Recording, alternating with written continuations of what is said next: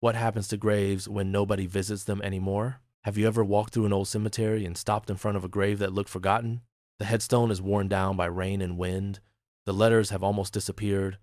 Grass has grown around it, and there are no fresh flowers, no candles, and no signs that anyone has visited in decades. Then you notice the date. Someone was buried there over 100 years ago. A question naturally comes to mind. What happened to this grave? Does it stay there forever? Or does someone eventually remove it and bury someone else in the same place? Most of us never think about this until we're standing in front of a forgotten grave. The answer is fascinating because there isn't one single rule that applies everywhere in the world. Imagine that, more than 100 years ago, this grave belonged to someone who was deeply loved. On the day of the funeral, family and friends gathered together. Tears were shed, stories were shared. Promises were made that this person would never be forgotten. For years, loved ones visited regularly. Flowers were placed beside the headstone. Children came with their parents. Grandchildren eventually joined them. Then, as life always does, it changed. Children became adults. Families moved to different cities. Some moved to different countries. New generations were born who had never met the person buried beneath the stone. 1 year passed without a visitor. Then 10 years. Then 50. Eventually, no one came anymore. But does that mean the grave has been abandoned? Not at all. In many countries, especially throughout much of the United States, graves usually remain in place, whether anyone visits them or not. Many cemeteries have funds dedicated to maintaining the property for decades into the future. Workers continue cutting the grass, trimming trees, and caring for the grounds. The headstone may slowly weather from rain, snow, and sunlight. The carved letters may become difficult to read. The stone may lean slightly as the earth settles. Nature slowly changes the appearance of the grave, but the resting place itself often remains untouched. Simply having no visitors is usually not enough for a grave to be removed. However, not every country follows this approach. Germany uses a different system in many of its cemeteries. Instead of purchasing a burial plot forever, families often lease the burial space for a certain number of years. When that period ends, relatives usually have the opportunity to renew the lease. If they choose to renew it, the grave remains. If no one renews it and all legal requirements have been met, the cemetery may reuse that burial space. To many people, this may sound surprising, but in Germany, this system has existed for generations and is considered a respectful way to manage limited cemetery space. Every step is controlled by law, and human remains are treated with dignity throughout the process. France has a somewhat similar system. Many cemetery plots are granted for a fixed number of years rather than forever. When the concession expires, families may renew it. If they do not, the municipality may eventually reclaim the burial space. Any remaining bones are often respectfully transferred to a communal ossuary, where they continue to rest with dignity. The original burial plot may then be used again in the future. England has its own unique approach. In some cemeteries, particularly in parts of London, very old graves may be reused under strict legal controls. One method carefully places any remaining older remains deeper within the same grave before a new burial takes place above them. Families are notified whenever possible, and strict legal procedures must be followed before anything happens. It is a carefully managed system designed to respect both the deceased and the practical reality that historic cities have limited burial space. Singapore provides another fascinating example. Because land is extremely limited, most graves are intended to remain for only 15 years. After that period, the remains are respectfully exhumed.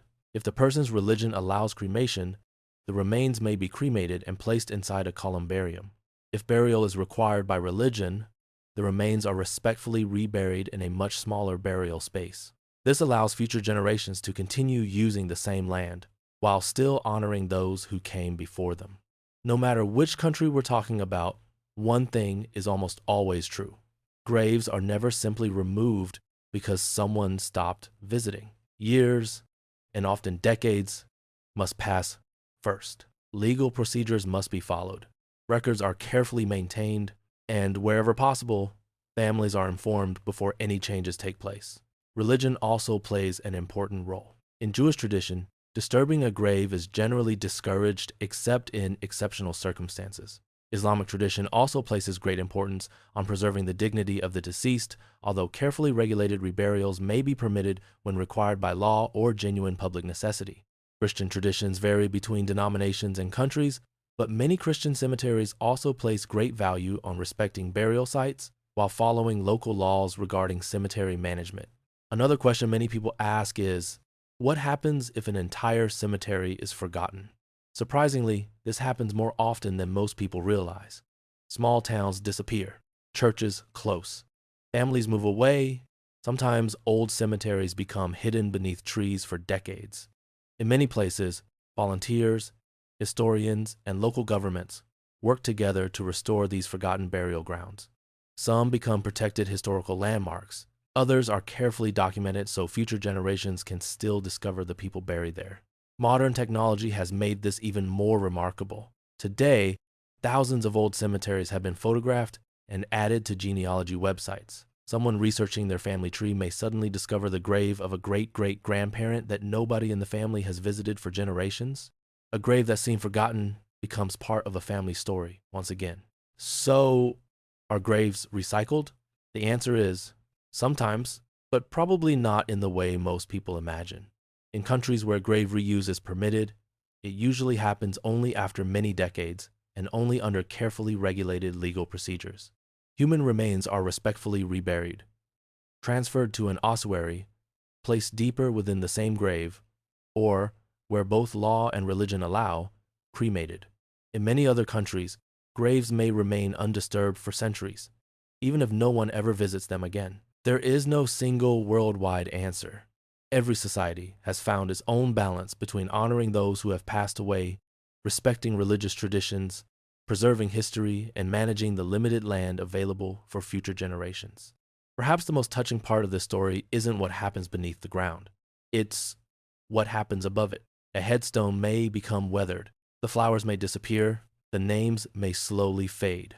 But every time someone stops, reads an old inscription, and wonders about the life behind it, that person is remembered once again. Sometimes, remembering someone for just a few moments is enough to keep their story alive. The next time you walk through an old cemetery, take a moment to look beyond the dates carved into the stone.